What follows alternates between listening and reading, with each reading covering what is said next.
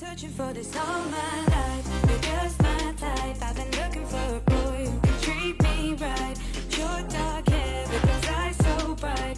Oh, and we are back for another week of shenanigans. I'm here in the studio today with my girl Kiki Monique, ready to Kiki. How was your Easter? I mean, it was chill. I was at home. I didn't really do anything. I was just like chilling. Did the Easter bunny come for you? No Easter bunny. Just me and my Damn, kitty. he forgot about you. What the hell? But I saw you were having a good time. We did. So Brock's mom got in on Saturday around like 6 p.m.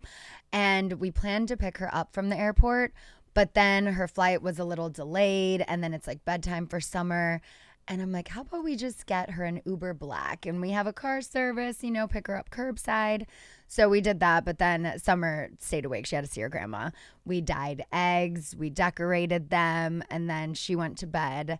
And the Easter Bunny came and he left a trail of half-eaten carrots all around. Thank God there were no ants. But Summer was like, Mommy, we have to leave a bucket outside so the Easter Bunny knows where to go. And then I want you, because I realized that when she got in bed, I was like, shit, we forgot to leave out carrots for the Easter Bunny. I opened the fridge. There's one, I don't even know where the hell this came from, probably our chef, one like regular size carrot that was so like flimsy. It looked like rubber. I was like, this is disgusting. Like someone is going to need to take a bite out of it, you know? Yes. So I was like, we're not doing this. So I go upstairs because I'm like, I don't want my kid to wake up in the morning and be like, oh, we forgot to leave carrot and just have a whole meltdown. So I went upstairs. So Grandma was reading her books and I said, Summer, we forgot to leave carrots out for the Easter Bunny. Mommy's going to go to the store.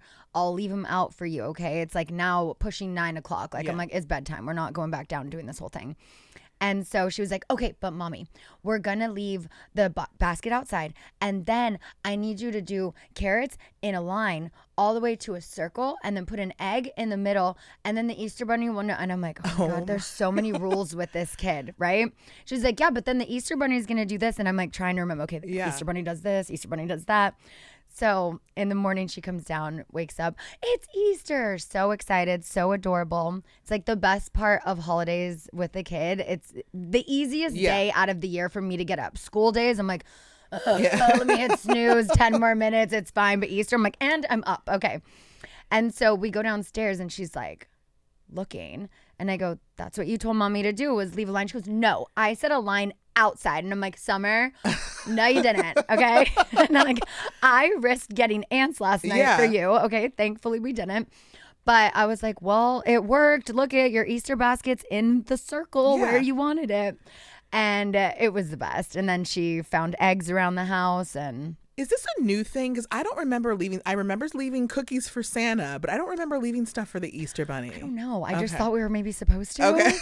That was just like a me thing. Okay. Right. All right. And I'm like, wait, do we leave anything out for the Easter Bunny? Because there's no like elf on the shelf for Easter Bunny in the stores, is there? No, but there is Toy Story right now, which my daughter is obsessed with. And you know, every night when she goes to sleep, the toys come alive and do different things. I'm like, this is Elf on the Shelf 365. And so this morning she wakes up and she's like, Mommy, let's go see what my toys are up to. And I go, pretty sure they're up to the same thing they were last night. She goes, no, every night. And then Brock's like, I don't think it's every night. She goes, yes, every night. I'm like, not last night. They're still looking in the tree. I can promise you that. Yeah. But this past week, when Kevin and Lando are in the studio, they work at the house often. And so Summer and I, like, we went to the grocery store. We went over to Putt Putt. And I text Kevin and I was like, hey, if you can go and, like, do something different with all of the Toy Story toys. And so when we got back, she's like, see?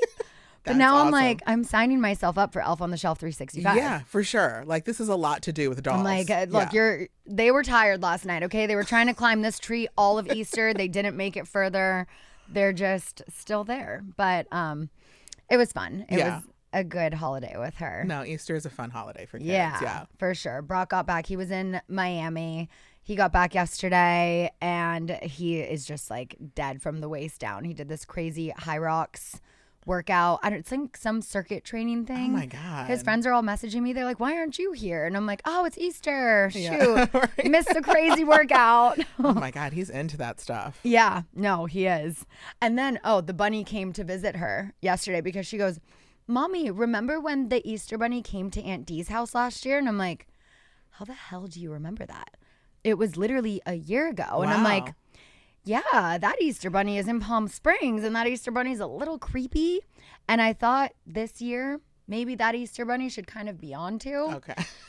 But since she's now expecting the Easter Bunny at Aunt Dee's, Amazon, what's going to come in time? $30 for express shipping. But the Easter Bunny showed up. Okay, well at least you found one. did. It's like it's interesting kids in their memory because actually Andy was talking about on Radio Andy today about he just took this Disney cruise, with his kids, and he's like it was the best time. Yeah. But like, are they going to remember this, or am I going to be the only one that remembered? And I was thinking about that because I told you I went to Nickelodeon with and I was like, if we just reminded them every week, would they remember until the end of time? Like, remember when we went to... Right. And I think that also, like, with me vlogging, it helps her remember things. Okay. But when you talk about it often, like, she remembers going to Holland last February, March. Okay. She remembers, meeting her cousin Pelly because they've kept in touch. So I think they do remember certain things, but also my amazing Mormon mother-in-law was telling us about just her faith and the way that she was raised and how there's like a veil that falls down. And that's why once it falls, it's like your memories and whatnot. And so she was like, Summer, when she says, I remember being at the hospital with you, Mommy. She's like, she could remember if like the veil is still up or whatever. And I was like, oh, that's so cool. It was really cool. I feel like I have very vague memories. Like there's certain things that stand out, but it's usually the traumatic things, right? Right. But the other stuff, I'm kind of like, I kind of remember. Yeah. Or if your parents have told you that story so many times, I'm like, oh no, I totally remember that. But I'm like, maybe I don't. Yeah. And that's what's crazy too, when you think about at this age, like everything for Summer, it's like those are memories that we're for sure, hopefully gonna keep with us. But I don't remember shit from when I was 3-4 years old, maybe one tiny thing. Mm-hmm. And all of these experiences I've had with her over the last 4 years, I'm like, I truly hope you do remember this stuff. And like, God forbid something happens to any of us in the immediate family. Like, would she remember us? Well, someone actually called in and made a good suggestion to Andy. Like, this is a good time to print out those photos because we don't do a lot of that. Like back when I was a kid, we had albums everywhere. You could look at them, but now everything's on a phone or whatever in a cloud. So print stuff up. Let her make a bulletin board in her room or something. I know. We did just do the autograph book at Disneyland, and so we're printing out the photos for that. So she always has that. And then I did her baby book, but that only goes up to the first year, and then there's a page for each birthday. But I'm like, we do need to print out more photos. Yeah. And just, we have the big canvases, obviously, hanging up in my house.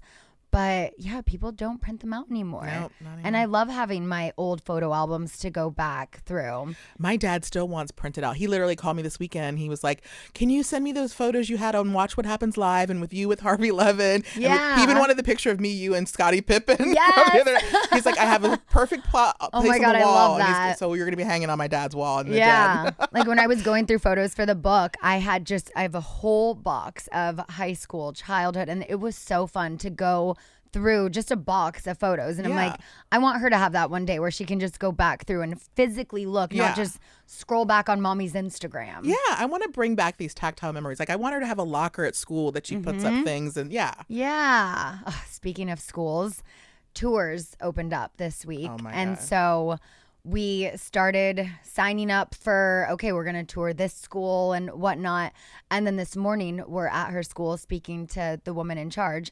And I was like, oh, school tours. And she was like, no, it's too soon. And I'm like, I thought I was doing a good job by being ahead of it. And now you're telling me it's too soon. And she's like, well, you might forget, what school and this and that. I'm like, okay, well, I've already signed up. And she goes, you cannot back out of that. You are not canceling. You're going to go, but don't sign up for any more. And I'm like, I just can't do this school thing right. I thought you signed up years in advance. My friends in New York are signing up, I swear, like a year in advance. So when we signed up for the tour for her preschool and she was almost 3, I thought we were so behind. And now I'm like, now I'm too ahead. Yeah. I can't keep up. But I'm like, whatever. Yeah. I want to tour all of the schools. There are so many options. And also I'm like, if I'm available for these few dates in the spring, I want to jump on it because my job is not consistent. I have no idea. I could get cast on some competition series and be gone for 10, 20 days when it's all of the fall tours. Yeah. So I'm like, I'm just going to do me now. Like, I thought I was being proactive. Yeah. But anyway.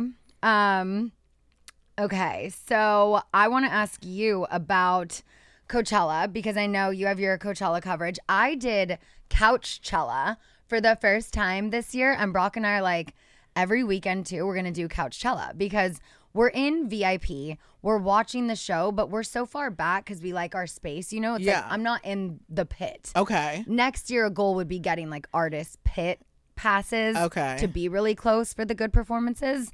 But to be able to just sit in front of my giant TV and watch it back was so dope. I'm like signing books, watching Gaga, and I'm like, this was great. Because wait, do you normally go both weekends? No, we never go weekend 2. Okay. Unless I had like a job or something. But weekend 2 is usually when we do Summer's birthday party. Okay. But weekend 2 fell on Easter. And then her actual birthday is on Stagecoach. Okay. So now her big party is the following week. Now we're going into May, and now it's kind of close to Mom's birthday. Okay. But yeah. I can't imagine not doing any. I mean, I followed Coachella this year just because I was like being nosy and I was at home, and like weekend 1, it just, for me, that is my nightmare. I know that I think it's like your and Brock's love language festival. Oh, yes. That is like my nightmare. I was like, if I met some guy on Hinge and he was like my love, I'd be like, no, we're never gonna like get along. But it was just funny to watch because what I hear now is like weekend 1, even with VIP has now become the new general admission, and now the new VIP is like artist pass. I had artists. Okay. Yeah. And so it's like, but no one else did. Yeah. So wait, so did you have to go back down to VIP to hang So with I them? had a friend, one of the dads from our school, he works in the music industry. And so he was back there. And so I went and like met up with him and then ran into Lance and Michael because all of our kids go to school together. So it was fun because we had a little parents thing. Okay. And it was at the same time as Cruz's birthday party. So in the parents group chat, we're like sending photos. We're like, who's having more fun? But Jasmine and Melissa had artist guest passes. Okay. So the first 2 days they were there. So I had them at least to go back with. Okay. But they have the nicer bathrooms and all of that. Yeah. That now I'm like, well, shit, I've been doing VIP this whole time. Now that I've done artists, like, how do you go back? No, that's the thing. So my friend Cece, she goes every year. She always gets VIP. And this was the first year. You?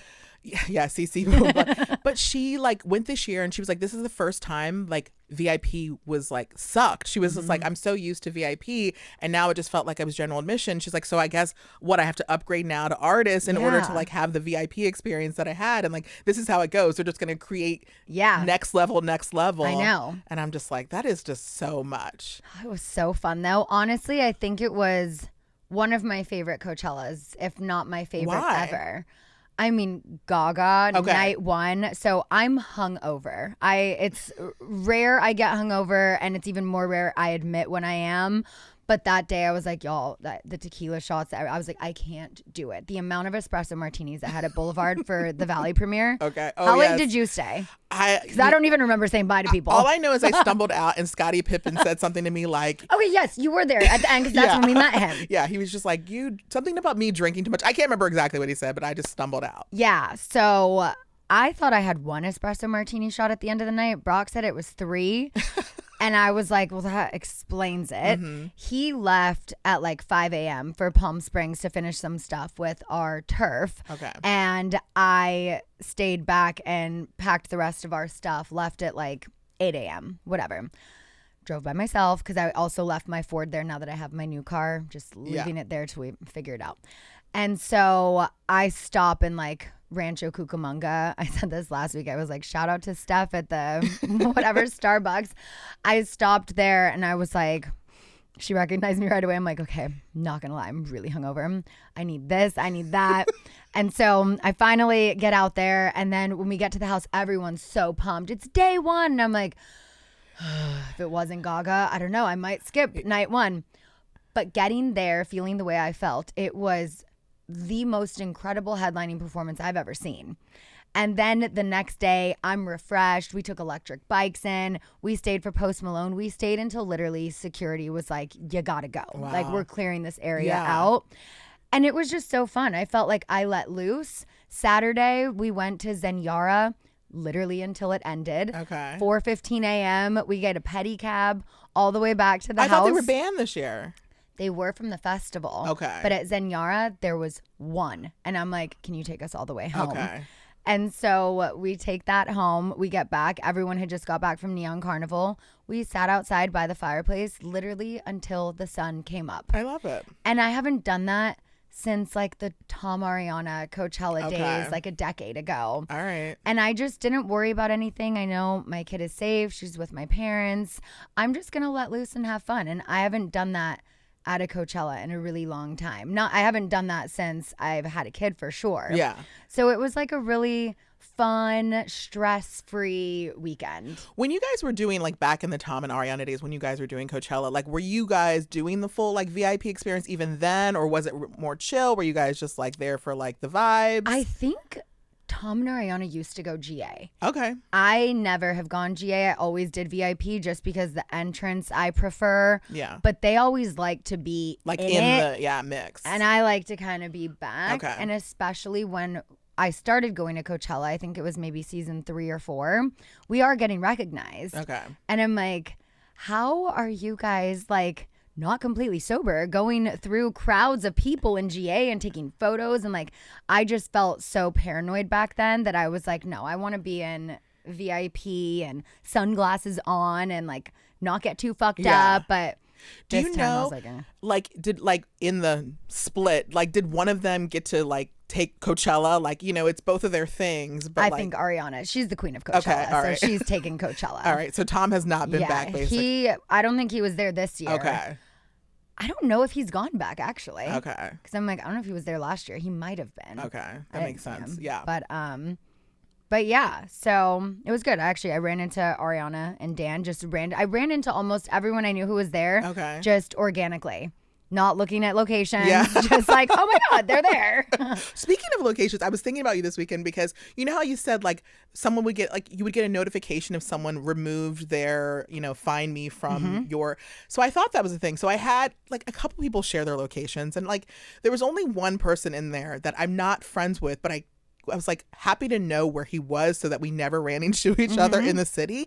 And then the other day I went in and he was gone and I never got a notification. So I was really kind of shocked. I was like, how did that happen? You don't get a notification. It shows up in your text messages. And you know what's so weird is I don't know what happened that night that I stayed up till the sun came up at 4:09.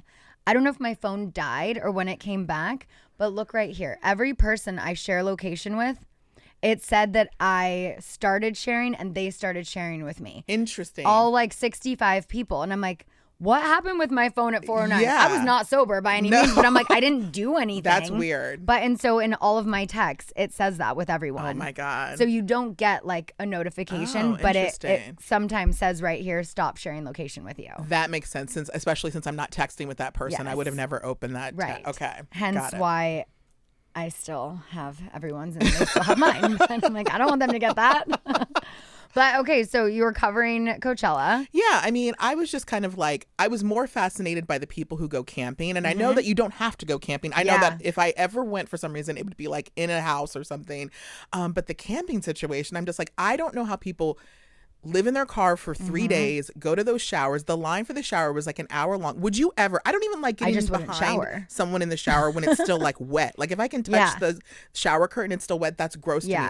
An hour worth of people who've been in the dust and the dirt, and I'm going behind them. Absolutely not. You have to have an RV, at least, like your own bathroom. I've done that once at Stagecoach. We had a really nice RV, and that was fun. It was my first Stagecoach ever, and that was cool. But like we had our own shower and bathroom. It was only 3 of us. Weekend 2, though, it felt like to me, again, I don't think I could ever see myself at Coachella. But if I were, it felt like Weekend 2 was more my vibe just because people were just more chill. It was just not about like flaunting stuff. They were like, we're just here for the music. We're just here for the vibes. We're here. We're having fun. And I'm like, okay, everyone seems more chill and they're into it. But then you miss all of the special artists because then people were like leaving Charlie XCX early because they were like, last weekend, she had like Lorde, Billie Eilish, all these people. And they're like, we're paying the same amount of money and we get no special guests. But then Post Malone brought out so many people last night. Oh, really? He had, wait, was it Incubus? Yeah. Okay. Or Coldplay. I don't know. One of them. I'm like, which one? I'm trying to think of what songs I was like signing as I was listening. One of them. And then he brought out Jelly Roll. Okay. He brought out Ed Sheeran. Okay. I was like, wow, we didn't get any of them. But yeah. So, yeah, but he did it right. He was the last performance on the last night. Okay. And it was so fun just to watch it back. I'm Yeah. like sitting there till midnight. And I think I only watched Gaga. I think I watched, and like she's just so amazing. So I think for Halloween, and this came because I want to do this for a caption, put your paws all over me. Okay. And so I was like, what if for Halloween, Brock is a zombie, a zombie boy. Okay. And I do one of Gaga's looks from Coachella. I love like it. do like the horn thing or do like an SNL look or something. I love but it. I thought that could be a fun Halloween costume, and then I can use that caption. Do it. Yeah. I love it. So we'll have to do the Galinda, Elphaba, Dorothy, Wicked, Wizard of Oz costumes with summer. Oh yeah, because you do multiple changes. Yeah. Yes. Okay. But I'm like, for the adult party that Brock and I do, Okay. I think that would be a fun yeah. one. So we'll see. Okay, we're going to take a quick little break and then we'll get back into some more of this. All right, are you looking for something absolutely delicious to drink? Because if so, then Simply Pop is for you. This is a new fruit-forward bevy of prebiotic sodas made with 6 grams of prebiotic fiber to support gut health and vitamin C and zinc to support immune function. And Simply Pop contains the same real fruit flavors you know and love and no added sugar, which makes for a soda that even a juice would drink. Now, my personal favorite flavor is pineapple mango. Anything pineapple and mango, like, please give it to me. I also love strawberry, but there's just something about the pineapple mango that just does it for me. It's a juicy prebiotic soda. Say that with me. A juicy prebiotic soda. Doesn't that sound so delish? Well, it is. Okay. I still can't get over the fact that it has no sugar added. It's like you can't beat that when you're getting this incredible flavor. When you add the 6 grams of prebiotic fiber to support gut health, like, come on. Okay. That's incredible. Paired with zinc and vitamin C to support immune health. I mean, you can't beat this. Sip on the juicy side of life. Find out where you can try Simply Pop at CokeURL.com/SimplyPop. That's CokeURL.com/SimplyPop. Okay, so one last thing I wanted to talk about at Coachella. You were saying the difference between weekend 1 and weekend 2. Weekend 1 has the weirdos, right? Okay, so this guy, we're all sitting. It's like me, Maddie, Joe from Southern Hospitality, a couple other friends. We're all sitting on the grass in the Rose Garden. And this guy comes up and is like trying to hit on all of us at once. And he's like talking to us. And then he looks at me and he was just like, "You're weird." And I'm like, "Excuse me?" I'm like, and then I go into full like filming mode and I'm like, "I'm weird. You're the one who just came up to a bunch of strangers trying to," and I'm like going off on this guy. And he goes, "I meant weirdly, awkwardly beautiful." Like I've never, and I'm like, nice cover up. Then he walks over to me. He asks me for my Instagram and he goes, "Will you follow me back?" And I'm like, "I don't have service." Kisses me on my head. No. And then exits. And I'm like, what just happened? Where's Brock this whole time? He was getting drinks. Okay. With the husbands. Okay. And I think Joe, maybe it was just me, Maddie. I think it might have just been the girls and the boys were getting drinks. But it was just like he came and like sat down with us and I'm like, "Do we look like we want to talk to you?" No. Like we're all in relationships. Yeah. And also like doing the like elementary school, like, "I'm going to be mean to you so you like me" thing. Like, But I was like, "You're going to call me weird? You're fucking weird." Like he got the reaction he wanted probably. Like that was his thing. That's his kink. No, literally. You know what else is kind of weird? And I know you love all things reality TV, but this week, I don't know if you've seen it yet. If not, I know you're going to love it. But there's a new reality show with Little Caesars. Okay. So it's called Pretzel Crust Island. Okay. And what's this about? Have you had the pretzel crust pizza? No, but I would. This sounds delicious. It's what would you do for the pretzel crust pizza? Oh, okay. Yeah. So it's on the Little Caesars YouTube channel, right? Okay. And basically they're taking pretzel crust super fans head to head for the greatest pizza in reality television. So it's a single pretzel crust pizza. Like that is the prize. Okay. There's no money. There's no anything else. It's you're competing for this pizza because it's such a high demand. It's like bring it back, you know? Like, people are crazy for it. You're crazy for crazy bread. But the pretzel crust pizza, the cheese. I mean, I will say anytime there's an offering that involves like a pretzel roll, a pretzel wrap. I don't even think I've ever had a pretzel crust, but I'm into it. So good. I love pretzels. I love things stuffed in pretzels. I think I love things wrapped around pretzels. Yes. Like, I'm a pretzel girl. Yeah. No, I literally just had to get Summer these pretzels with like sprinkles on them. Like, everything pretzels in our family. Pretzel bread is the first one I'm going to pick out of a basket. Yeah. Pretzel pizza, the crust. Yeah. To die for. So, basically, Pretzel Crust Island. It's inspired by the demands of real Little Caesars pizza fans who claim that they would do anything crazy just for one slice of pizza. Some people have said, like, I would file for bankruptcy. I would skydive in a pretzel costume, like, divorce your husband. I don't know, but people are saying that they would do crazy things for this pizza. I would do some fun things. I don't know if I would claim bankruptcy, but I mean, I would never normally skydive, but willing, you know, in a pretzel costume, Maybe, I might jump out of a plane. You know, why not? I mean, I think I would do a couple of wild things. Yeah. So this is literally like a put your money where your mouth is type of competition, where it's like, what would you do? But also in the reality show aspect of it, it has everything you love about reality TV. So it's like love and loss, backstabbing, betrayal, twists and turns, like endless drama.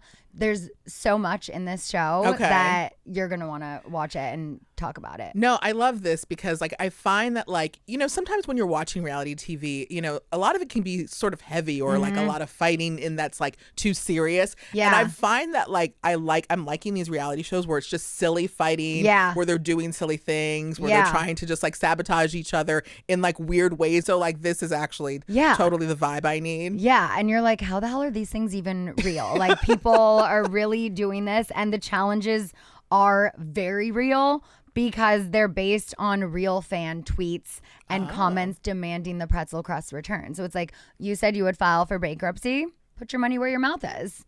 I love that brands actually are like listening to the fans and they're engaging them in this way of like, because like also fans they sometimes have way better ideas than the brands do themselves. So now I'm really interested in like, what are they telling these other contestants? What are they willing to do for this pretzel crust? And we get a vote on the winner for the finale. Okay. So it's interactive, you know. We love to vote. It is fun. And not to mention, but there's never been an elimination ceremony like the ones on Pretzel Crust Island. Okay. So yeah, I feel like it's going to be like Love Island chaos with Survivor level backstabbing. Yeah. So it's like you get the best of both worlds. Like, maybe there's a husband and a wife both competing. Only one of them's going to win. There's only one winner. And hopefully survival level of starvation, because like then what you're willing to do for that pretzel crust pizza will get even more extreme. Yeah.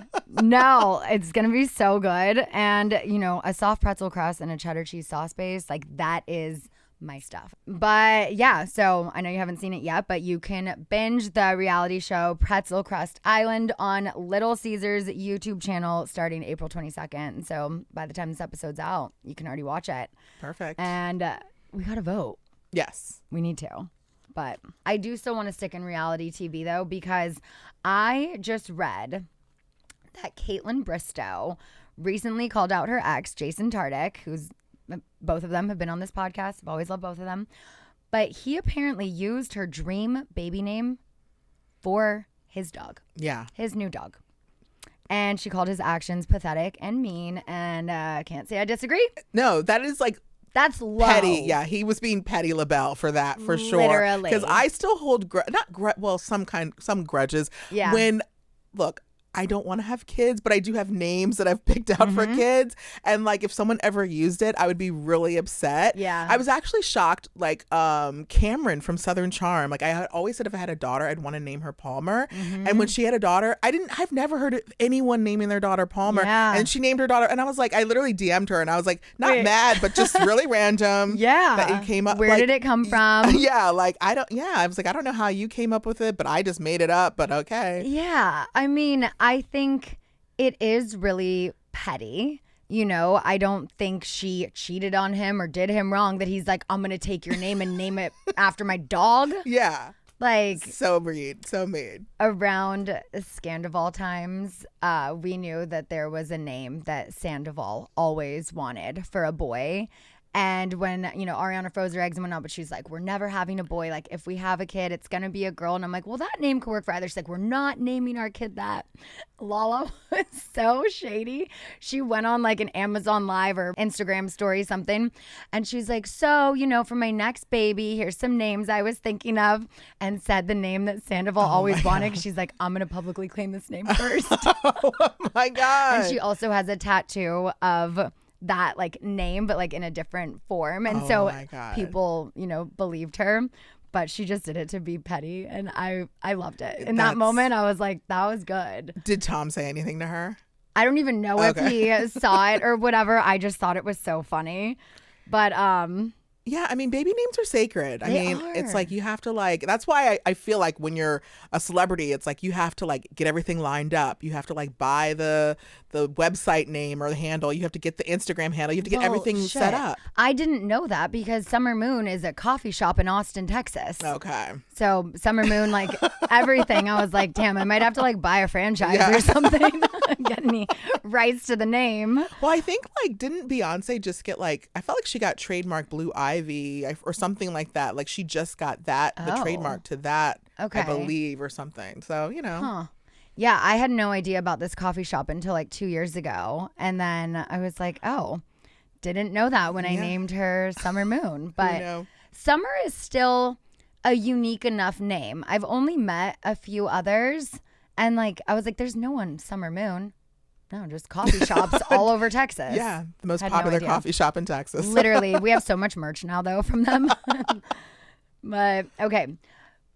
Still sticking with the Bachelorette franchise. Did you see Rachel Lindsay's recent interview that she did where she was talking about her ex, Brian, and the spousal support and him abusing the system and all of that? I've heard clips of it. I haven't heard the whole podcast, but I've seen clips. So he claimed he's entitled to it because he quit working in order to move to LA and support her career despite being licensed in his field to work in many states. And he had, a platform now that he can monetize from.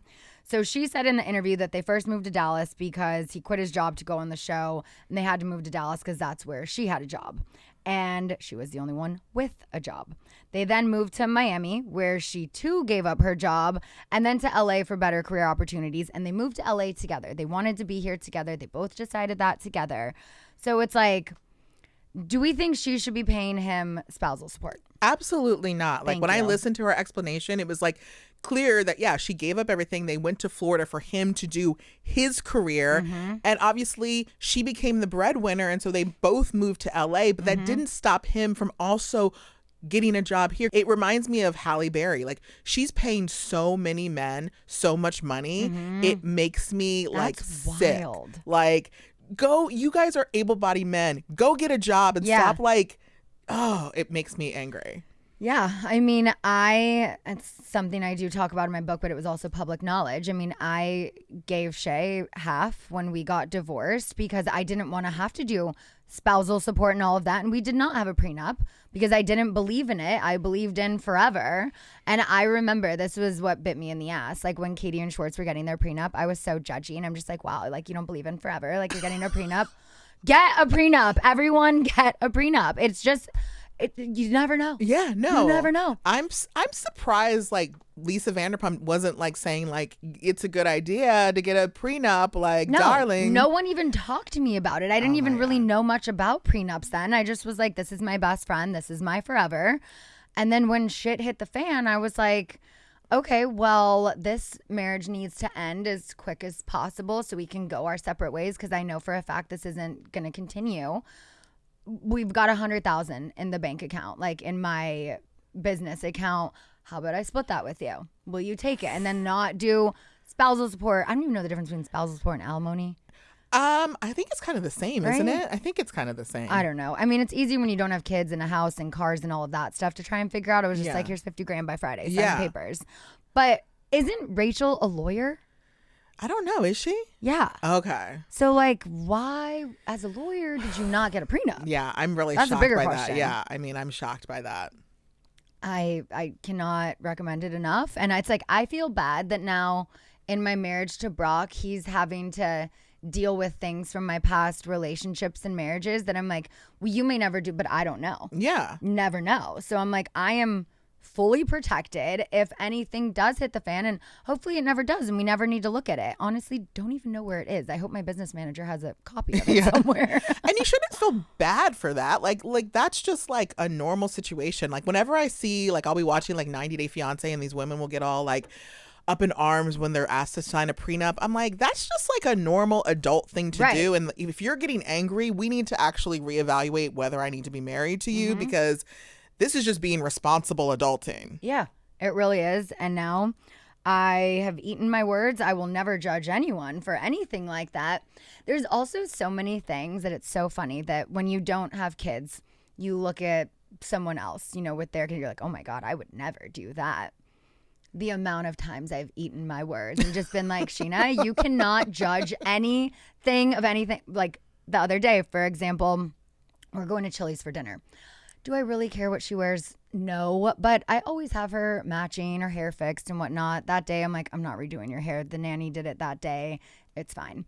But then I was like, well, we do need to get out of our gymnastics clothes or jujitsu, whatever it was that day, and change. And she's going through her closet and she sees this cute dress that has like baseballs on it. She's like, I want to wear this. I'm like, okay, it's blue, red, and white. So I'll get some white leggings to match it. And she goes, no, mommy, I want these ones. And she picks the like pastel colored tie-dye leggings. I'm like, okay, what shoes are we going to do with that? And I'm like, it's a choice. And you know what?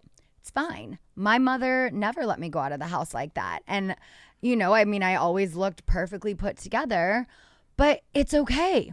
But I remember, you know, 5 years ago, I'd see a kid in like mismatched clothes with messy hair. And I'm like, oh God, you let them go out of the house like that? My mom would never. And now I'm like, now I have the kid with the mismatched clothes and the messy hair. So just don't judge other parents is my other piece of advice, and get a prenup. Get a prenup, don't judge. Yeah, I love it. because also another story I read on this same theme, it was on people.com. A woman had posted to this UK-based community site called Mumsnet that her ex-boyfriend of 7 years was asking her to pay him $25,000 for his contributions to rent and household expenses over the time they were together. When they first met, he had a 5-figure debt, but eventually got a degree and now has a successful career. He had contributed to rent and expenses over the years, and she also notes that during the relationship, he inherited around $25K that he spent on vacation for himself. So, like, should she even pay him anything? And if so, what would you pay? Because he wants his money back from what he contributed. Yeah. But like, you lived there. Right.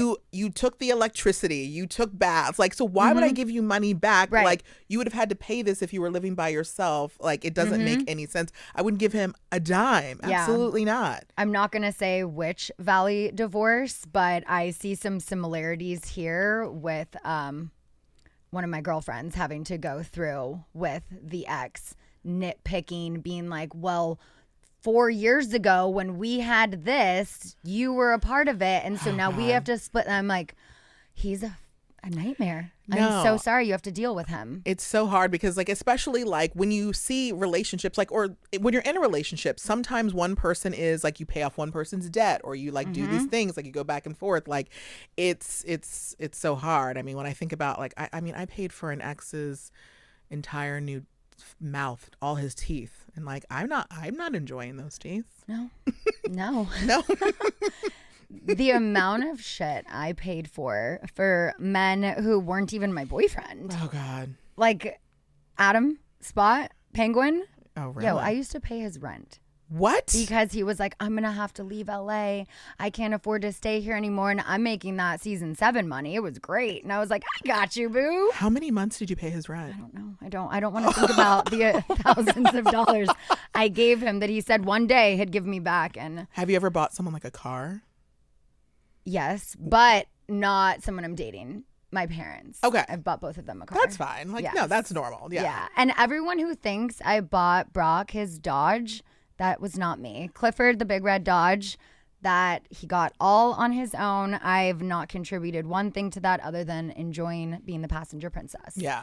But I saw online people like, wow, Scheana bought you a car. And then I get my new car and I'm like, we're not that rich. We're not just like buying new cars. Okay, I got a lease. He's an ambassador. Yeah, love it. Just to set the record straight. Okay. I do have a lot more topics, but let's take a break and then I want to figure out what we're going to talk about next because there's a lot. BRB. All right, y'all. Summer is upon us. It's on its way, and there is no better place to go for outdoor furniture than Wayfair. They have a huge selection of outdoor essentials that will help you make your outdoor space more comfortable, functional, and most importantly, more you. And that's exactly what I just did. We got all new outdoor furniture from Wayfair, and I liked it so much that I ordered the same set again, and I doubled my area of seating. We put the 2 tables together, the chairs, an extra love seat, because it was just too good that I'm like, you know what? We need more. We need more seating outside. It's time to start entertaining. The weather is warm. And with Wayfair, I mean, they have everything you need for outdoor decor and storage. They have patio cushions, planters, umbrellas, fireplaces and heaters, garden statues if you want to get decorative, lighting, outdoor rugs, which is the next thing I'm going to be looking at, furniture covers, sheds, deck boxes. I mean, the list goes on and on. Wayfair has something for every style, every home, no matter your space or budget. It's free and easy delivery, even on the big stuff. So be like me and shop a huge selection of outdoor furniture online. This summer, get outside with Wayfair. Head to wayfair.com right now. That's WAYFAIR.com. Wayfair, every style, every home. And it is still festival season, and where better to shop online than Revolve? They have so many options, especially in the festival section. It was so hard for me to narrow down. I usually go to matching sets first. That's always been my go-to. But with Revolve, I love that you can also shop by designer, because when you go on the website, they've got everything. It can be a bit overwhelming at first. I used to have my sister help me shop online, but on Revolve, you pick the brands you like and it makes it so much easier. I got Coachella outfits, Stagecoach outfits, the after show for the Valley. I got options for my birthday party coming up. I mean, literally everything. Lovers and Friends is one of my favorite brands on there. I'm obsessed with Michael Costello. And they have new arrivals daily, inclusive sizing options all the way from extra, extra small to 4X. Amazing customer service, personalized product recommendations based on your purchase history and favorite products and brands. I'm obsessed. I know you will be too. For last-minute getaways to party dressing and seasonal upgrades, Revolve has you covered with fast 2-day shipping and easy returns all on them. And for a limited time, you can shop a curated selection of my favorite styles at revolve.com/goodasgold and receive 15% off your first order with code goodasgold.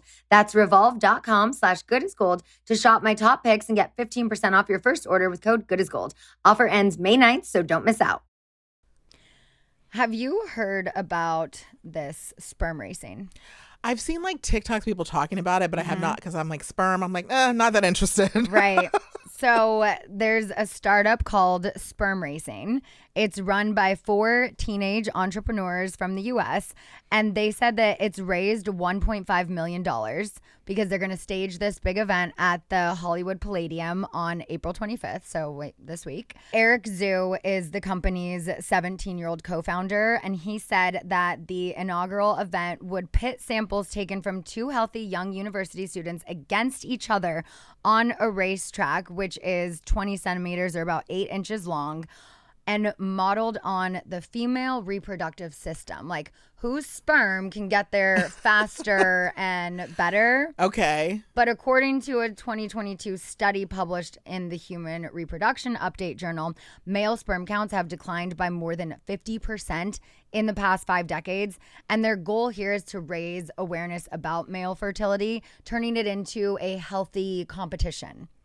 Okay, so this is like the new version of what's that, like No Shave November or Mustache November or whatever this is. Yes, like they're trying No Shave November. Yeah, they're probably trying to make a new Sperm September or something or whatever. Right. Okay, so but I have questions around logistics. Like, how are we watching this race? Like, is there a microscope? Is it, I guess it's like going to be blasted on a giant TV and we're going to just see sperm racing to, I mean, it's interesting. Like human anatomy class, but better than my human anatomy class. I feel like I left sex ed and I knew nothing about sex. All my sex I learned about on HBO, honestly. Like real sex. Like I learned more sex there, really. Right. We had I remember when I was a kid, there was the Playboy channel. Oh yeah. And like when like the parents, you know, they go to sleep, I'm like sneak downstairs and I'm like, what's on the Playboy channel? I had no idea. I'm like watching porn as a kid. I'm like, wow, it always ends with them naked. Exactly. Crazy. No. I was literally, I think like even up to a few years ago, I was like, I don't really know how babies are born. Like I understand the concept, but I was like, I don't really, the sperm goes into the egg and then the egg travels along the fallopian tube and then like I was like, I actually don't know. I didn't know that I didn't have a placenta until I was pregnant.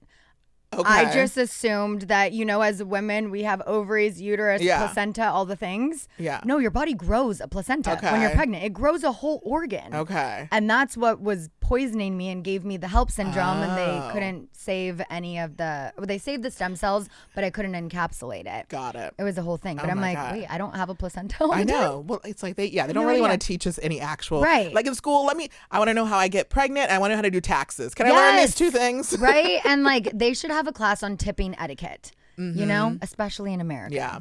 But back to the sperm. It's a surprising biomarker. So in that the healthier you are, the faster your sperm moves. Okay. That makes sense. So I also understand this because right now we're kind of in the process where Brock just got his sperm tested. Okay. And the doctor was like, no saunas, no cold plunges, none of this, don't smoke weed, blah, blah, blah.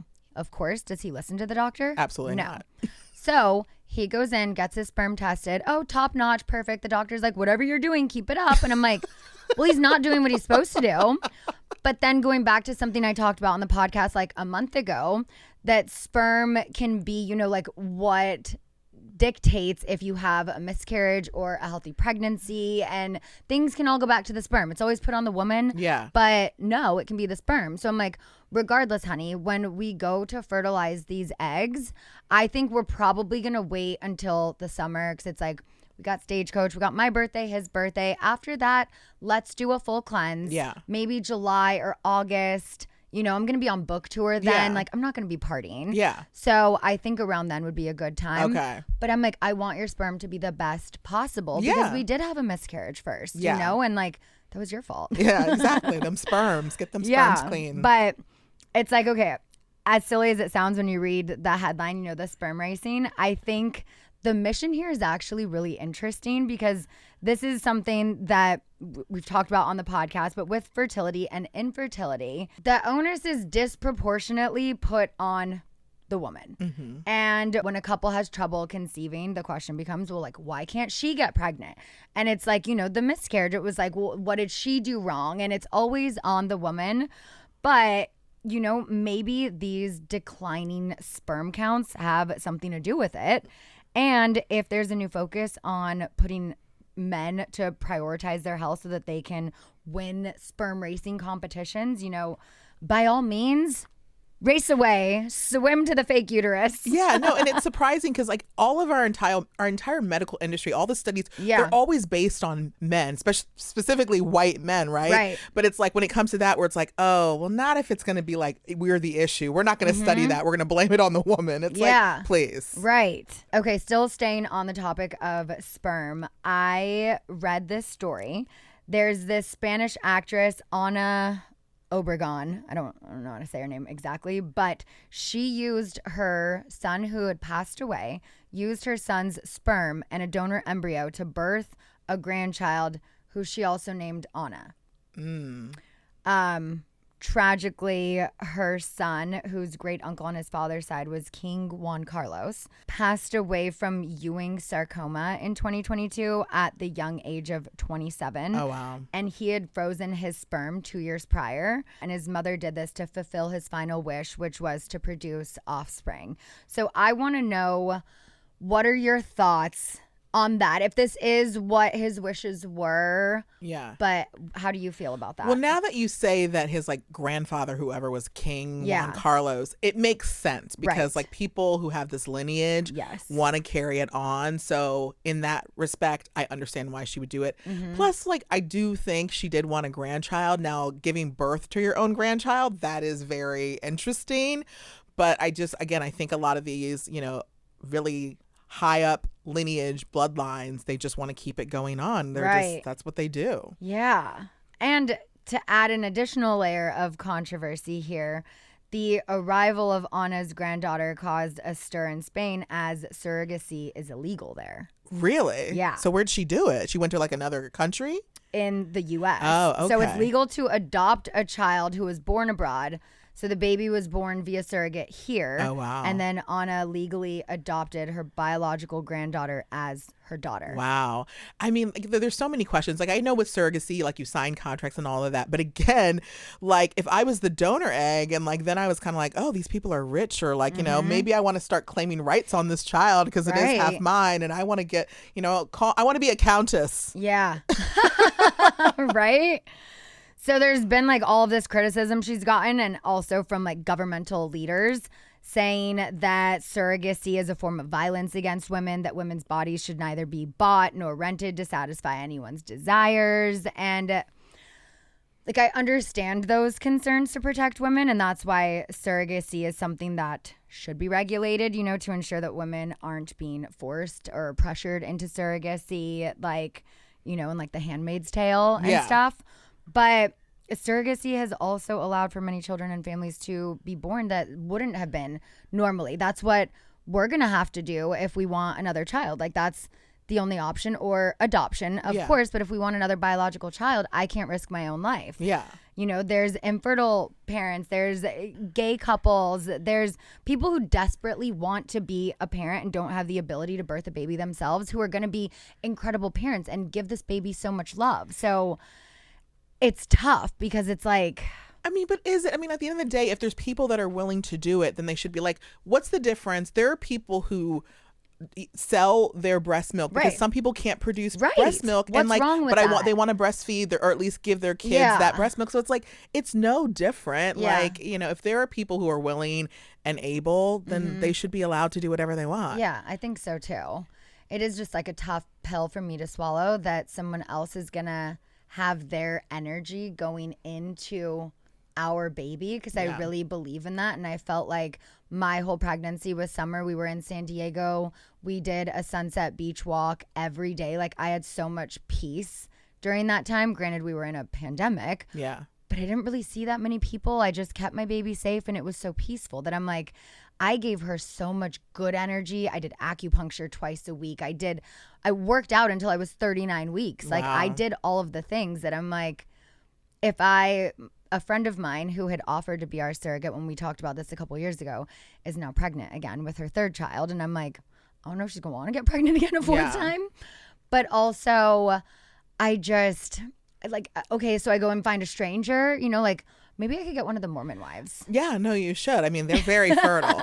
No, I get that. I definitely, you know, they talk about that on the Real Housewives of Atlanta. You know, Shamia, she has to go through, and it's like, you know, her daughter is now special needs, and the surrogate talks about she feels a bit of guilt, right? You know, because there's pressure on both sides, because you want to be hovering over the surrogate, but the surrogate is also worried about, like, I want to make the perfect baby because I don't want to, like, it's a lot of pressure, and for someone like you, I know, like, I can't imagine, like, hands off. And also, I thought I read somewhere, I don't know if this works the same with surrogacy, but like, when you make a baby, when the guy's sperm is in you and then you have a baby, his DNA lives inside you forever. As like, right. And like, that's also kind of wild. Yeah. And just things with, you know, like any baby that you've carried, like even if it's a baby that you miscarried, if a woman aborted a baby, there's still cells that live in your body forever. Like, there's still like that connection. So now someone else is gonna have like my baby cells in them. I just haven't come fully around to it yet. We're in the in-between process where it's like, okay, are we gonna make embryos soon? And I'm like, let's give it a few more months. Give me a little bit more time. But that's one thing that I wish Khloe Kardashian and I were homies and I could just text her and be like, tell me everything, because I feel so similar to her journey that I'm not even on yet, where she had a surrogate and struggled with connecting with the baby. And I'm like, I feel like her personality is similar to mine, and with the OCD and stuff and just the letting go of control, having someone else do this, that I really want to know firsthand from someone who carried a baby themselves, birthed them, breastfed them, and then had a surrogate. Like, what was that like for you? Okay. But somebody clip this and Chloe, send it to call Chloe. me. Yes, exactly. Scheana needs to talk to you immediately. Seriously, but I'm like, a conversation with someone like her. Yeah. Just about that. I don't want to talk about anything else. Like, I just want to like have a mom conversation with Khloe Kardashian. Yeah, because she was even honest about the fact that, like, you know, he then I think cheated again and then like nobody knew that the other baby was coming. So then she felt this, like, she wanted to be so connected to her son, but there was this disconnect because of him, like, you know. Ugh. Yeah. Sending her love always. She is so strong. She is such a role model, and yeah. But speaking of people who are not role models, let's give a Jack's hole. Who should we give it to? Should we? Oh you know gosh. what? I'm always shocked. I'm like, who's it going to be this week? You've seen episode 2, right? Oh yeah, the Valley. Yes. Yes. Okay. So I think this is the only part I'm probably going to be in for several more weeks, because I was traveling during Janet's birthday party, and then they took a trip to Santa Barbara and whatnot. So I don't think I'll be on it for a few weeks. But this week you have my phone call on with Jesse, and I think I'm just going to make Jesse and his girlfriend the Jack's hole collectively, because for her to be at a kid's birthday party bragging to me about how she is sleeping with the dude from Baywatch, telling me about all the extra... Oh, was that a kid's birthday party? Yes, our mutual friend. Okay. At a birthday party. There's an open bar. She has a few too many and is being very open with me. Well, Jesse's kind of within an earshot, but I'm like, why are you telling this to me? Like, someone in the friend group who's friends very closely with his ex-wife. So of course, immediately, and like I'm enjoying the open bar myself. So I'm texting Brock, and I was like, oh my God, she just told me. He's like, why are you sending this to me? I go, because I don't want to forget tomorrow, because when I drink, sometimes I wake up the next day and I'm like, what did I say? Yeah. I'm like, so I'm sending this. I'm like texting Michelle, and I was like, I can't believe she's saying this to me. And other people heard it. It was not a one-on-one conversation. So I thought that was really weird. Yeah. And she's like, he's not my boyfriend. And she's said this to multiple people. Oh, God. So, like, the fact that they're still together, I think, I don't know, maybe. I think so. When I saw him at the premiere party, he said they were still together. She just wasn't at the party. He said, yeah. Of course. But I think just collectively they're Jack's holes, because... Well, you could tell he was like, you could see in that scene he was hurt. And I genuinely felt bad, because it was like him finding out that information for the first time, and I even apologized. I was like, I'm sorry. It was awkward. Because he really likes her. I mean, like, every time I hear him talking about her. Does he like her? Does he like her lifestyle? Oh, well, I don't know her lifestyle. Well, she's got a very rich ex-husband who she has that lifestyle. Interesting. Okay. Anyway. So yeah, after watching that, I'm just like, it's gonna be too easy weekly to make the men of the Valley Jack's holes. Okay. But I don't want to keep lumping them all in together. Okay. We'll give them each their own week. All right. So Last week collectively it's the couple. The couple collectively together. it's the couple. Okay. But thank you so much for getting into shenanigans with me again. Always love having you here. Reality checked at Talk of Shame. Check her out, and we'll see you next week. I've been searching for this all my life. You're just my type.